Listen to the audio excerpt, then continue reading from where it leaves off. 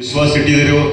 ನಮ್ಮ ತಂದೆ ತಾಯಿ ಆಶೀರ್ವಾದದಿಂದ ಇವತ್ತು ಪ್ರಕಾಶ್ ಅಣ್ಣ ರಾಜಕೀಯದಾಗಿ ಇವತ್ತು ಶಾಸಕರಾಗಿ ಲೋಕಸಭಾ ಸದಸ್ಯರಾಗಿ ಈಗ MLC ಆಗಿ ದಿಲ್ಲಿ ಪ್ರತಿನಿಧಿಯಾಗಿ ಈ ಭಾಗದಾಗ ಒಂದು ಒಳ್ಳೆ ಸೇವೆ ಮಾಡ್ಕೊಂಡು ಬಂದಿದ್ದರು. ನಂದು ಬರೋ ದಿನಮಾನದಲ್ಲಿ ಎರಡು ಗುರಿ ಐತಿ.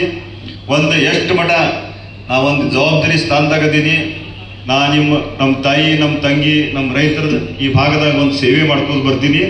ಮೊನ್ನೆ ಸನ್ಮಾನ್ಯ ಮುಖ್ಯಮಂತ್ರಿ ಅವರು ಬೆಳಗಾವಿ ಬಂದಾಗ ನಾವು ಸತೀಶಣ್ಣ ಜಾರಕಿಹೊಳಿ ಆಗಲಿ ಪ್ರಿಯಾಂಕಾ ಜಾರಕಿಹೊಳಿ ಎಲ್ಲರೂ ಕೂಡಿ ಒಂದೇ ಏನು ಬೇಡಿಕೆ ಐತಿ, ನಾ ಇಲ್ಲಿ ಇರು ಮಠ ಚಿಕ್ಕೋಡಿ ಘೋಷಣೆ ಮಾಡಿ ಅದರ ತಮ್ಮ ಕಡೆದ ಚಿಕ್ಕೋಡಿ ಘೋಷಣೆ ಮಾಡಿ ಒಂದು 2 ತಿಂಗಳಲ್ಲಿ ಘೋಷಣೆ ಆಗಿ ಒಂದು ಮುಂದಿನ ದಿನಮಾನದಾಗ ಒಂದು ನಮ್ಮ ಇವತ್ತು ನಾವು ನೋಡಾಗಿದ್ದೀವಿ ಯಾವ ರೀತಿ ಡೆಲ್ಲಿದಾಗ ಪ್ರತಿಭಟನೆ ಎಲ್ಲ ಕಡೆ ವಿದ್ಯಾರ್ಥಿಗೆ ಎಲ್ಲಿ ತೊಂದರೆ ಆಗ್ತೈತಿ.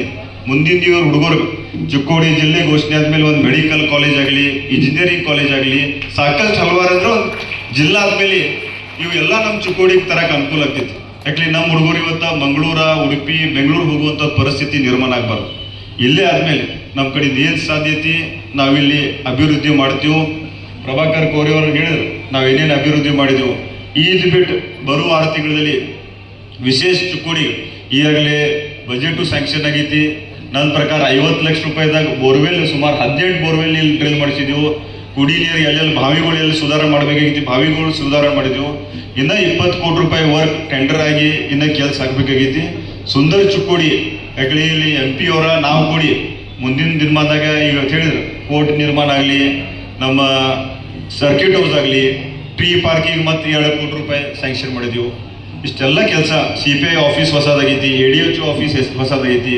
ಇಷ್ಟೆಲ್ಲ ಕೆಲಸ ಮಾಡಬೇಕಾದ್ರೆ ಶಾಂತವಾಗಿ ನಾನು ಮುಂದಿನ ಹಿರುಕುಡಿ ಮತ್ತು ಎಕ್ಸಂಬ ಕಾರ್ಯಕ್ರಮ ಐತಿ ಅವ್ರ 2 ಮಾತು ಅವರು ಕೂಡ ಮಾಡಿ ಆಶೀದವರು ಕೂಡ ಮಾಡ್ತಾರೋ. ಆಶೀದವರು ಮಾಡಿ ಈ ಕಾರ್ಯಕ್ರಮ ತಾವು ಎಲ್ಲರೂ ಬಂದಿದ್ದೀರಿ. ತಮ್ಗೆಲ್ಲರಿಗೂ ನಮ್ಮ ಕುಟುಂಬ ಆಗಲಿ ವೈಯಕ್ತಿಕ ಈ ಸಂದರ್ಭದಲ್ಲಿ ತಮ್ಗೆಲ್ಲರಿಗೂ ಅಭಿನಂದನೆ ಹೇಳ್ತೀನಿ.